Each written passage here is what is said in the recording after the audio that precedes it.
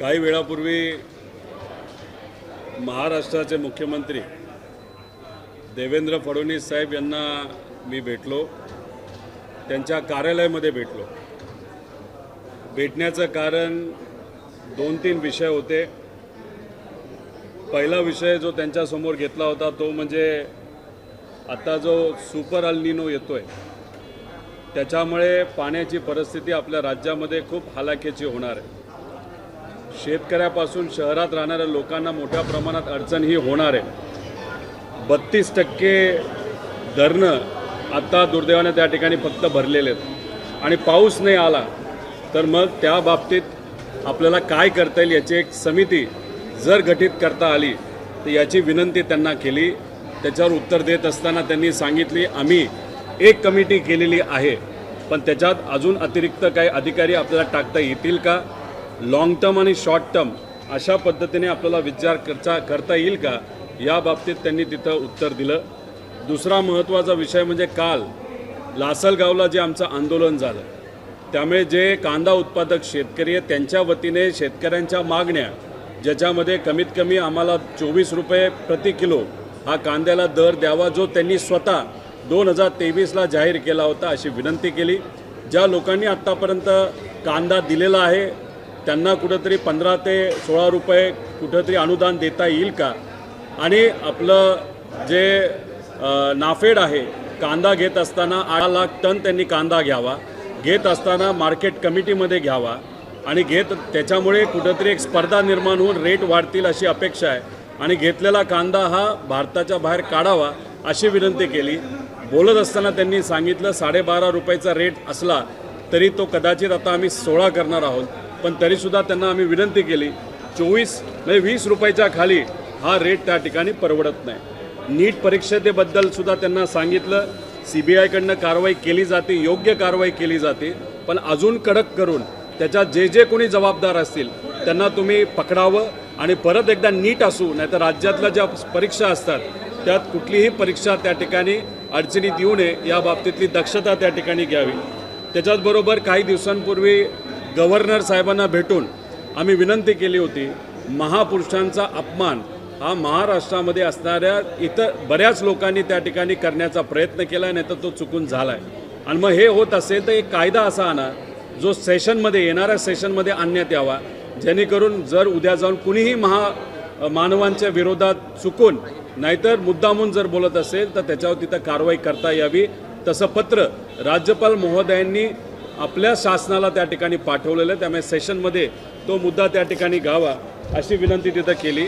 आणि शेवट या अधिवेशनामध्ये शक्ती कायदा हा लागू व्हावा आणि एक बिल महिलांच्या सुरक्षतेबद्दल, लहान मुलींच्या सुरक्षतेबद्दलचं शक्ती कायद्यासारखं बिल जे अनिल देशमुख साहेबांनी महाविकास आघाडीच्या काळामध्ये हे मांडलं होतं, पास झालं होतं, पण केंद्रात ते परत पाठवण्यात आलं, केंद्रापासून ते परत एकदा सेशनमध्ये यावं अशी एक विनंती त्या ठिकाणी केली।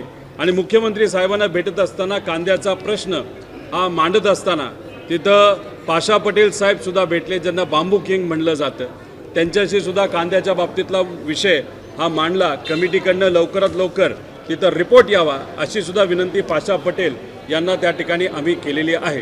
धन्यवाद। शेतकऱ्यांच्या प्रश्नाबद्दलचा एक प्रश्न आहे, कर्जमाफी झालेली नाही, त्यामुळे आता नवीन जुनं कर्ज असल्यामुळे नवीन कर्ज शेतकऱ्यांना मिळत नाही, खूप अडचणी येत आहेत।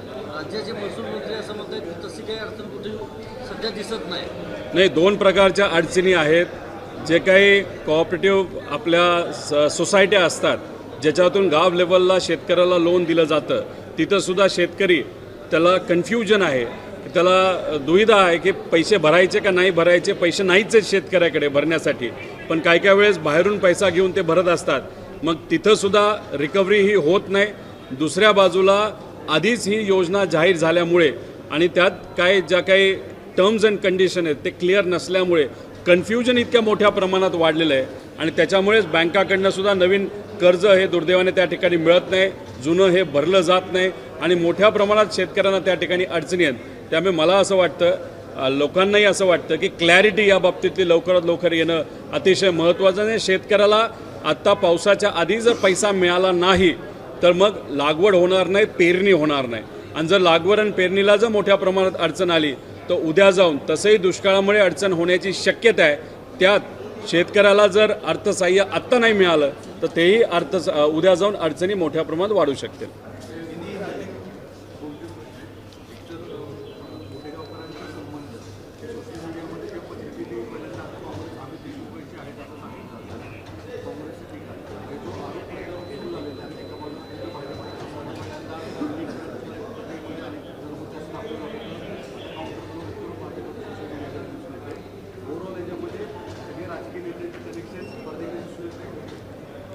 कसं असतं की एखादा व्यावसायिक असेल, ज्याची सत्ता त्याच्याबरोबर तो फोटो काढतो, कार्यक्रमाला ते बोलवतात. काँग्रेसची सत्ता असताना काँग्रेसच्या नेत्यांना बोलवलं, BJPची आत्ता सत्ता असताना BJPच्या नेत्यांना बोलवलं.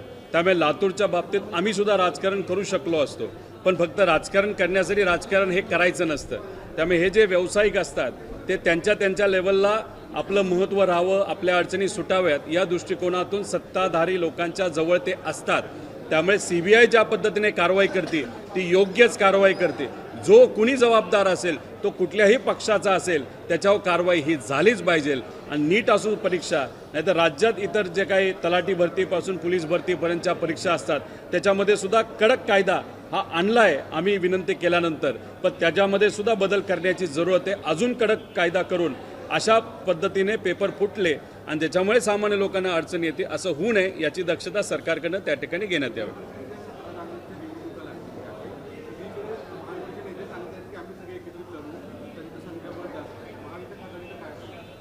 नाही, महाविकास आघाडी लढत असताना आम्ही एकत्रितच त्या ठिकाणी लढू आणि जिथं महायुती आहे त्या बाबतीत सुद्धा काय सगळंच चांगलं आहे असं नाही. बऱ्याच लोकांना इच्छा आहे, त्यामुळे तेही काही नावं डिक्लेअर करतात ते बघावं लागेल. पण महाविकास आघाडीच्या बाबतीत आम्ही ह्या सर्व ज्या 17-18 जागा आहेत त्या नक्कीच एकत्रित चर्चा करून एका निकषाला येऊन तिथं आम्ही लढू असं मला तरी या ठिकाणी वाटतं.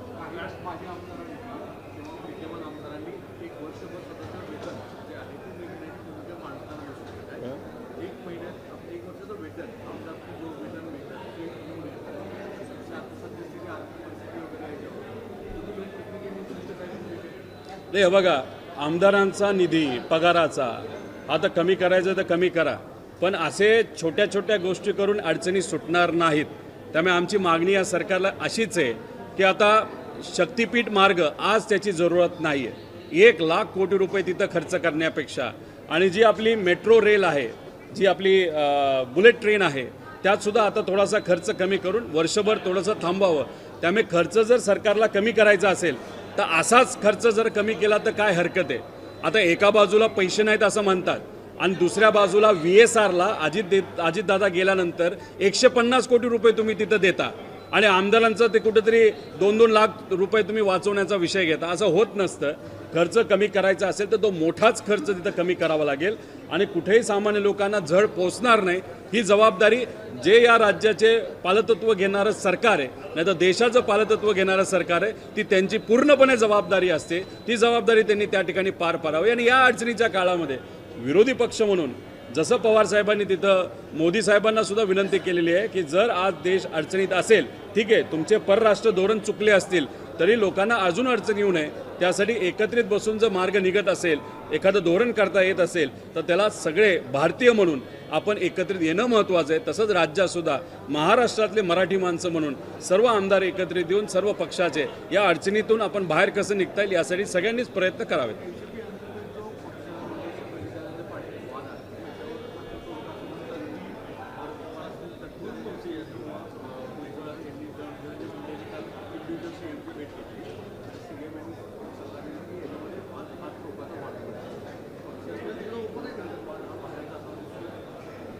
हे बघा, कुठलाही पक्ष चालवत असताना त्या पक्षाला सक्षम असा नेता तिथं लागतो. जसं आदरणीय पवार साहेब हे आज आमच्या पक्षाचे तिथं नेते आहेत.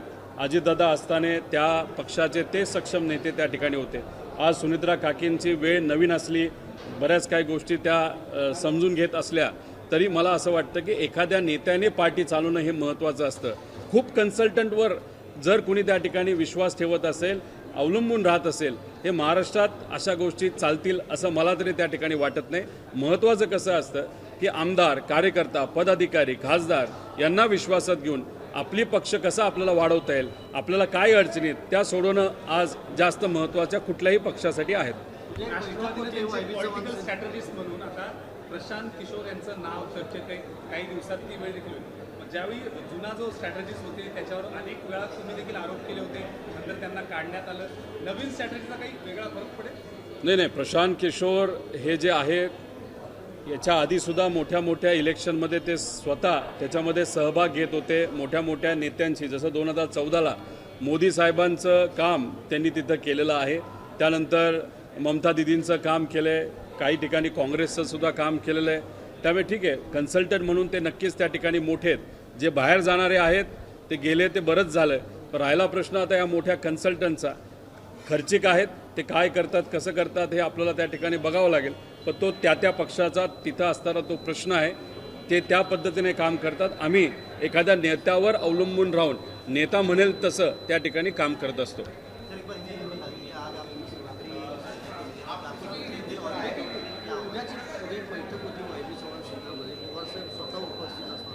तुमच्या पक्षाचे पदाधिकारी वरिष्ठ नेते कशासाठी नेमकं बैठक होते त्याबद्दल? नाही, वर्धापन दिन आमचा 10 जूनचा लवकरच तिथे येत आहे. त्याचं पण नियोजन तिथं असणार आहे. त्याच्याचबरोबर जे उमेदवार आपले होते, जे आमदार आहेत, खासदार आहेत, काही पदाधिकारी आहेत, यांना विश्वासात घेऊन आता लोकांसाठी कसं लढायचं, कशी रणनीती करायची, समाज माध्यमांवर काय चर्चा सुरू आहे, कशा पद्धतीने काय गोष्टी आपल्या पार्टीच्या बाबतीत करायच्या, यासाठी आदरणीय पवारसाहेब हे लोकांची चर्चा करतील, लोकांचं मत जाणून घेतील आणि मग आम्हा सगळ्यांना त्या ठिकाणी मार्गदर्शन करतील. आज मुख्यमंत्री साहब से मैं मिला, उनसे बात करते वक्त आज जो अल नीनो के कारण महाराष्ट्र और देश में जो परिस्थितियाँ, खास करके महाराष्ट्र के बारे में बात की, तो अभी जो सब डैम्स है जिसमें जो पानी है उसमें सिर्फ 32% पानी है और ऐसा कहा जाता है कि आगे जाके बारिश कम हो सकता है. टोटल ओवरऑल एवरेज अगर आप देखो तो ऐसा कहा जाता है 10 से 12% परसेंटेज बारिश कम होने वाली है. लेकिन लास्ट टाइम जब 5 साल पहले जब अल नीनो आया था तब मराठवाड़ा में बारिश का जो कमतरता थी वो 40% के आसपास थी. इसलिए एक प्रॉपर कमेटी फॉर्म करके इसमें थोड़ा सा काम करने की ज़रूरत है, long term and short term. CM साहब ने कहा हमने कमेटी फॉर्म की है, डेफिनेटली उसमें कुछ सुधारना अगर करनी हो तो वो हम वहाँ पे करेंगे. उसी के साथ उनके साथ नीट के बारे में मैंने बात की. जो व्यक्ति इस चीज़ के लिए जिम्मेदार है, जो पेपर लीक के लिए, सीबीआई तो बहुत अच्छी तरीके से कार्रवाई कर रहे, लेकिन इसमें किसी को भी स्पेयर न किया जाए ऐसी विनती वहाँ पे उनको हमने की. उसी के साथ जो महामानव होके गए, छत्रपति शिवाजी महाराज, विश्वरत्न डॉक्टर बाबा साहेब अम्बेडकर, महात्मा फुले, पुण्यश्लोक अहिल्यादेवी होळकर, लोकशाहीर अन्ना भाऊ साठे, ये जो बड़े बड़े लोग होके गए, उनके बारे में कोई भी आके वहाँ पे गलत तरीके की बात करता है. मैं कुछ दिन पहले गवर्नर साहब से मिला था, उनको विनती की थी, उनको पत्र दिया था. उन्होंने भी एक पत्र राज्य सरकार को वहाँ पे दिया है. इस सेशन में एक ऐसा कायदा लाया जाए कि महामानव के बारे में जो भी बात करे, सत्ता में हो विरोध में हो, उसके ऊपर एक कड़क से कड़क कार्रवाई करने के लिए एक एक्ट लाने की ज़रूरत है. वो एक मुद्दा वहाँ पे किया था. उसी के साथ महिला अत्याचार जो महाराष्ट्र में बढ़ते जा रहे, शक्ति कायदा होना चाहिए, इसके लिए उनको वहाँ पे विनती की कि इस सेशन में वो विषय वहाँ पे लिया जाए. उसी के साथ जो अनियन के प्राइसेस जो महाराष्ट्र में गिरते जा रहे, उसके बारे में भी योग्य ऐसा निर्णय और धोरण और अच्छे मिनिमम सपोर्ट प्राइस सरकार के माध्यम से वहाँ पे दी जाइए, ऐसा विनती वहाँ पे सीएम साहब से मैंने की है. उन्होंने सब विषय जान के लिए, समझ लिए. अभी देखते आगे जाके इस बारे में वो क्या करते हैं, लेकिन वो पॉजिटिव थे, सकारात्मक थे, इतना ही यहाँ पे मैं बोलूँगा.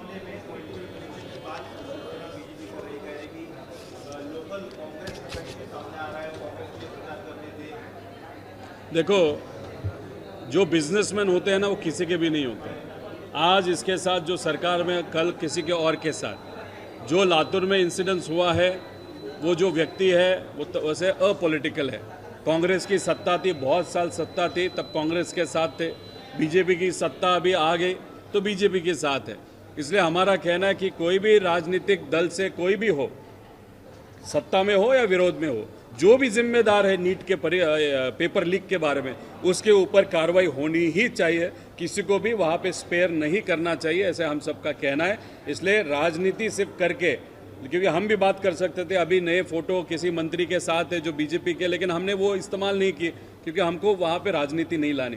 क्योंकि ये विषय 24 लाख स्टूडेंट्स का है हर साल जो एग्जाम देते हैं, इसमें कोई भी सत्ताधारी या विरोध में जो भी हो, राजनीति मत करो, कार्रवाई करो, और इतनी कार्रवाई कड़क करो कि आगे जाके कोई भी पेपर लीक करने का सोचे भी नहीं, ऐसा हम सबका कहना है।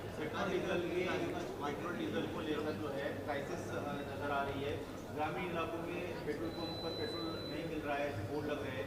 सरकार कह रही कि विपक्ष इस पर राजनीति ना करे, विपक्ष लोगों को बहकाए। देखो, राजनीति तो हम करना नहीं चाहते, लेकिन हम महाराष्ट्र में अभी घूमते हैं, लोगों से मिलते हैं। हम खुद पेट्रोल डालने के लिए पेट्रोल पंप पे जब जाते तब ये बोर्ड हमने भी वहाँ पे देखे। सोशल मीडिया या व्हाट्सएप पे अगर आप देखो, कुछ ऐसे भी वीडियो हमने देखे जहाँ पे लोग झगड़ा कर रहे हैं क्योंकि हमको वहाँ पे पेट्रोल या डीजल नहीं मिल रहा है। वो शहरों में, पुणे शहर में भी अगर आप देखो तो बड़ी बड़ी लाइनें पेट्रोल के लिए है। ग्रामीण विदर्भ या मराठवाड़ा में जाओ, वहाँ पे बड़ी बड़ी लाइन ये डीजल के लिए है। तो ये सिचुएशन है, वस्तुस्थिति है। अभी हमारा सिर्फ यही कहना, हम राजनीति नहीं करना चाहते, हमारा सिर्फ यही कहना है कि आप जब इंटरनेशनल डिप्लोमेसी करते हो, जिसी देश के साथ आप बात करते हो, तब राज्य इस देश का कुछ हित मन में रखते हुए कहाँ ना कहाँ तो भी हर वक्त बीच जो यूएस है या इजराइल है उनका सुनने की जरूरत नहीं। ईरान अपना देश, बहुत सालों से उनके साथ दोस्ती थी। हमारे यहाँ से केला जाता था, शक्कर जाती थी, वो हमसे लेते थे, हम उनसे तेल बहुत सस्ते दामों में वहाँ पे लेते थे। जब ईरान अड़चन में था तब हमने ईरान का सपोर्ट नहीं किया, नहीं तो अब तक जैसे चाइना देश में बहुत सारे शिप्स वहाँ पे तेल लेके वहाँ पे गई थी ब्लॉकेट के पहले, हमारे यहाँ पे भी आती तो और 2 महीना हमारे पास तेल होता। इसलिए इंटरनेशनल डिप्लोमेसी में सरकार कम फेल हुआ है कि डेफिनेटली फेल हुआ है। ठीक है, आज अड़चन है तो साथ में बैठते हैं, जो देश के लिए हित के लिए है, राज्य के हित के लिए, वहाँ पे हम बैठेंगे, बात करेंगे। लेकिन हमारा कहना इतना ही है कि ये जो प्राइसेस बढ़ाते जा रहे हैं वो मत बढ़ाओ, क्योंकि जब मनमोहन सिंह जी का सरकार था तो $110 तक बैरल वहाँ पे तेल था, तब यहाँ पे पेट्रोल और डीजल 60 रुपये के आगे नहीं मिलता था। लेकिन 14 के बाद अचानक से डॉलर, अगर बैरल का रेट अगर आप देखो तेल का, वो $110 से $40 तक आया, लेकिन आपने प्राइस बढ़ा दी 90 रुपये तक पेट्रोल और डीजल की। वहाँ पे 10 साल में 10 लाख करोड़ एडिशनल मनी वहाँ पे केंद्र सरकार ने वहाँ पे कलेक्ट किए। तो हमारा कहना है उसमें जो थोड़ा पैसा आप इस्तेमाल करो। आज ऑलरेडी लोगों के पास बहुत बड़े प्रॉब्लम है, कोविड आके गया, नोटबंदी आके गई, अभी वापस आप पेट्रोल डीजल का अगर दाम बढ़ाते जाओगे, गरीब अड़चन में आएंगे। इसलिए प्राइस राइज मत करना। राशनिंग अगर करना है तो अभी से बताना, राशनिंग की जरूरत वहाँ पे आएगी। इनडायरेक्टली बिना बताए राशनिंग आप मत करना, नहीं तो पैनिक सिचुएशन इस देश में और उस राज्य में आ सकती है। अगर बुलाई हो और सीरियसली सुनना चाहते हैं तो हम डेफिनेटली, कल हमारी मीटिंग है हमारे नेता शरद पवार जी के साथ। अगर वैसा कुछ इनविटेशन हमारे नेताओं को आया होगा तो ये चर्चा डेफिनेटली वहाँ पे होगी। और जब अगर सीएम बोलेंगे और हमारे नेता बोलेंगे कि हाँ जाके राज्य के हित के लिए ये मीटिंग करना है तो हम जा सकते हैं, लेकिन फाइनल कॉल हमारे नेता उस चीज़ में लेंगे। पवार साहब, मुंबई में, महाराष्ट्र में न्यूट्रल पैटर्न देखने मिल रहा है। आज गरीबनगर में कई प्रक्रिया जो है कोर्ट के ऑर्डर के बाद हुई जा रही है, लेकिन उसमें लोगों का कहना है कि पहले उनको रिहेबिलिटेशन करना चाहिए उस जगह। तो देखो, अभी कोर्ट की ऑर्डर है कि नहीं वो नहीं मालूम, लेकिन लोगों का जो कहना है वो बराबर है। कहाँ पे तो रिहेबिलिटेट करो। अभी वहाँ पे अगर आप देखो तो बच्चे, औरतें, बूढ़े, इनको वैसे ही बाहर निकाला जाता है। अभी वो कहाँ पे रहेंगे? रास्ते पे रहेंगे या प्लेटफॉर्म पे जाके सोएंगे। और ये बहुत सालों से यहाँ पे आके रहे हैं, इसलिए थोड़ा ह्यूमैनिटी देखो। ठीक है, कोर्ट ऑर्डर हो सकता है वो तोड़ने की ऑर्डर कोर्ट ने वहाँ पे दी होगी, लेकिन ह्यूमैनिटी एंगल से वो सोचने की जरूरत है, ऐसे मुझे लगता है।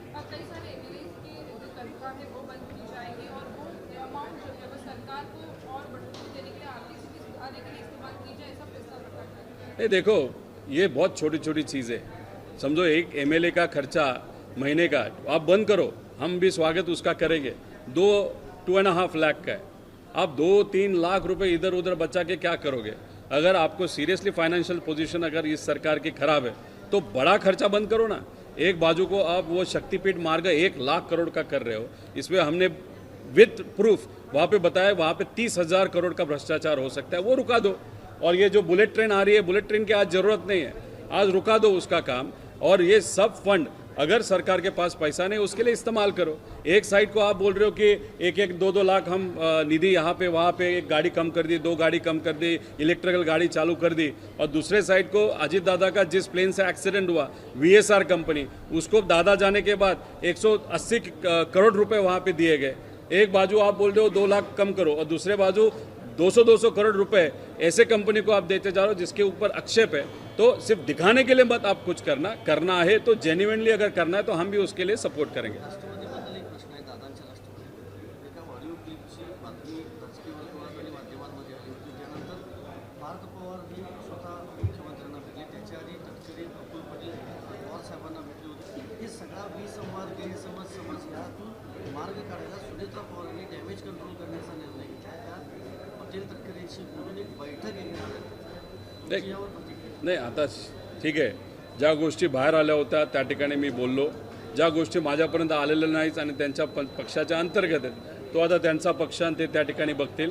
सुनेत्रा काके या मोठ्या नेत्या आहेत, त्या नक्कीच त्या ठिकाणी तिथं बघतील आणि त्यांना मदतीला आता एक मोठा कन्सल्टंट आला आहे, महागडा कन्सल्टंट आला आहे, ते सगळे त्यांचा पक्ष तिथं बघत राहतील। आम्ही आमच्या पक्षाच्या माध्यमातून काय करायचं हे उद्या आदरणीय पवारसाहेब आम्हाला मार्गदर्शन करतील। पण कधी सातत्यानं ज्या आहेत त्या भेटीगाठी वाढताना बघायला मिळत आहे। एकीकडे पार्थ पवार तटकरे हे सीएमना भेटत आहेत, दुसरीकडे मोठ्या पवार साहेबांची देखील भेट घेतली जाते। हे नेमकं राष्ट्रवादीमध्ये होत आहे, भेटीगाठीचं प्रकार वाढलं नाही, पवार साहेबांना भेटल्यानंतर पवार साहेबांनी सांगितले की ती जी बैठक झाली नाही तर ती भेट झाली ती टोटली म्हणजे इनफॉर्मल होती, त्यात पॉलिटिकली काही विषय झाला नाही, फक्त तब्येतीच्या बाबतीत चर्चा झाली, चहा त्या ठिकाणी पिला गेला, बाकी तिथं कुठेही दुसरी चर्चा झालेली नाही। राहिला प्रश्न सीएम साहेबांचा, सीएम साहेबांकडे येऊन सगळेच जर मार्गदर्शन करत असतील त्यामुळे तो पक्ष चालवण्यामध्ये नक्कीच सीएम साहेबांचा पण पाठबळ नाही तर तिथं लक्ष देऊन असतील, कारण शेवटी दादा गेल्यानंतर कोणाचं तरी मार्गदर्शन लागत असावं, तर एका बाजूला सीएम साहेब मार्गदर्शन करत असावेत